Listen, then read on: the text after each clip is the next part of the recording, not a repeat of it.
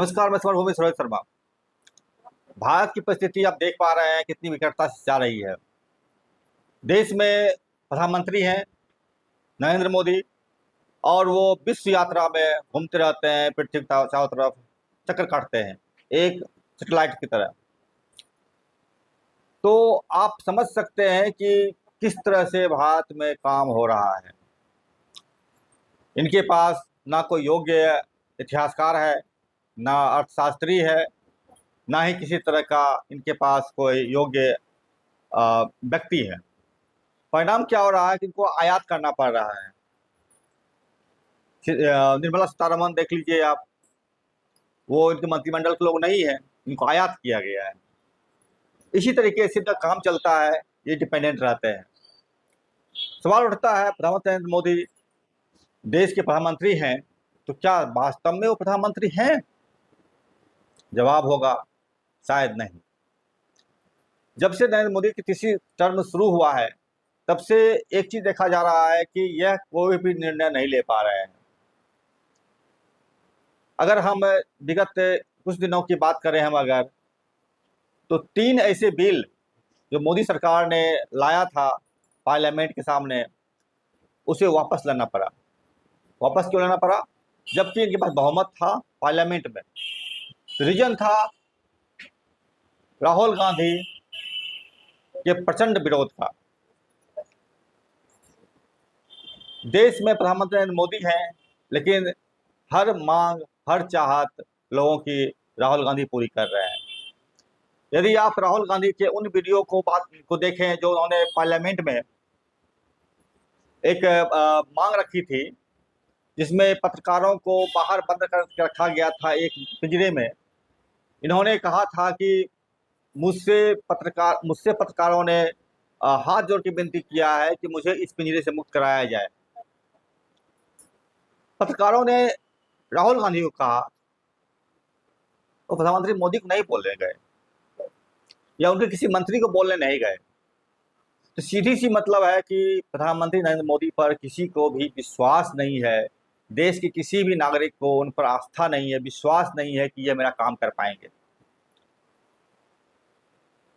इसी तरीके से 3 बिल आए हैं, ब्रॉडकास्टिंग बिल, वक्फ बोर्ड और लेटरल एंट्री।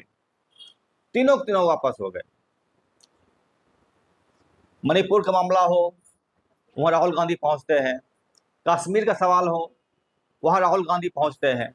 देश के तमाम हिस्सों में कहीं भी समस्याएं होती है, राहुल गांधी पहुंचते हैं, वह बोलते हैं, उन सवाल को रेज करते हैं। जवाबदेही राहुल गांधी की नहीं है। एक प्रधानमंत्री के तौर पर यह जवाबदेही नरेंद्र मोदी को बनता है, लेकिन सारे काम जिम्मा राहुल गांधी को है। आप यह भी कह सकते हैं राहुल गांधी सुपर प्रधानमंत्री हैं, नरेंद्र मोदी से भी ऊपर। वो उनके पास देश की अर्थनीति, राजनीति की अच्छी समझ है, पढ़े लिखे भी हैं। मोदी जी को पढ़े लिखे लोगों से घोर आपत्ति होता है। यदि आप उनको देखे होंगे, जिन्होंने एक शिक्षक जिन्होंने अपने छात्रों को बताया था कि पढ़े लिखे लोगों को वोट देना, उनकी नौकरी चली गई। शिक्षा से इतनी नफरत करते नरेंद्र मोदी राहुल गांधी को बर्दाश्त कैसे कर सकते हैं? उनके ऊपर सीबीआई, ईडी का रेड डालने की कोशिश की जा रही है। उनकी सदस्यता तक समाप्त करने की बात चल रही है। उनके नागरिकता को ब्रिटिश नागरिकता पाने की साजिश रची जा रही है। इतना खौफ क्यों? इसलिए खौफ है कि राहुल गांधी वास्तव में एक प्रधानमंत्री के तौर पर काम कर रहे हैं। तकनीकी भाषा में इसको आप शैडो प्रधानमंत्री बोलते हैं। भारत की पार्लियामेंट में एक व्यवस्था यही जरूर है कि अगर एक मंत्रिमंडल एक प्रधानमंत्री बनता है, तो विपक्ष के नेताओं को एक शैडो मंत्रिमंडल बनाने का अधिकार है। बनाया भी गया था, लेकिन नरेंद्र मोदी सरकार ने उन सब परंपराओं को ध्वस्त कर दिया, बंद कर दिया।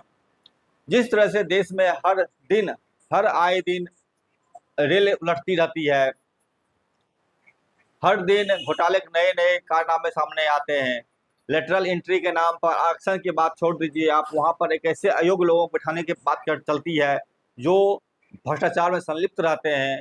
अडानी, अंबानी, जिनको कि A2 और A1 का नाम से संबोधित किया जाता है, इन लोगों को किया गया है। सेबी प्रमुख लेटरल एंट्री से ही आई थी। 45 पदों पर लेटरल एंट्री की बहाली थी। इससे पहले 165 पदों पर लेटरल एंट्री से ही बड़े बड़े अफसरों की बहाली की गई है, IAS अफसरों की बहाली की गई है। सवाल है समूचे देश की अर्थव्यवस्था को, राजनीति तंत्र को, मैंने क्या बोल सकते हैं उसको आप, ये जो कार्यपालिका के जो हेड होते हैं, इनको अगर ध्वस्त कर रहा है, वहां पर ऐसे अयोग्य लोग बिठा रहे हैं आप अगर हैं, तो देश की पूरी पूरी चीजें उलट जाएगी, चरमरा जाएगी, टूट जाएगी। इसका बेहतरीन उदाहरण आपको सामने में है अग्निवीर का। मात्र 4 वर्ष के लिए लागू किए गए इस योजना का दुष्परिणाम सामने आने लगा है। अभी कुछ दिन पूर्व एक घटना हुई थी जिसमें कि एक अग्निवीर घर आया और एक डकैती में शामिल हो गया। अग्निवीर सीधी सीधी बात करते हैं अपने अफसरों से और कहते हैं कि आपको तो पैसा मिलता है, मुझे क्या पैसा मिलता है, हम नहीं आएंगे, नहीं जाएंगे, नहीं करेंगे, आपको हिम्मत है तो आइए, हम देखेंगे। तो इस तरह की चीजें चल रही है देश के अंदर में, सेना कमजोर करने की भी बात इसमें स्पष्ट दिख रही है आपको। तो सवाल ये उठता है कि देश के प्रधानमंत्री के तौर पर नरेंद्र मोदी जिस तरह से काम कर रहे हैं, उसका क्या परिणाम देश भुगतेगा, इस परिणाम देश भुगतेगा, यह आने वाले दिनों में स्नेह स्नेह सामने आती जाएगी। अब तो आनी भी शुरू हो गई है। आप अद्भुत जानकारी की बात यह भी है कि आपके ऊपर, मतलब देश के ऊपर, जब मनमोहन सिंह सत्ता छोड़े तो 55 लाख करोड़ का देश पर कर्ज था। आज 10 साल के बाद नरेंद्र मोदी की मेहरबानी से 350 लाख करोड़ का कर्ज देश पर आ गया है। इसी तरीके से बात करें अगर हम राहुल गांधी की सुपर प्रधानमंत्री के तौर पर, तो विगत 10 साल से, बल्कि आप कहें तो 14 साल से यहाँ पर कोई जनगणना नहीं हुआ है। राहुल गांधी लगातार ये मांग करते आ रहे हैं कि यहाँ पर जातिगत जनगणना किया जाए। मोदी सरकार लगातार इससे भाग रही है, लेकिन अब जनगणना करने की तैयारी अब मोदी सरकार जुट रही है राहुल गांधी के दबाव पर।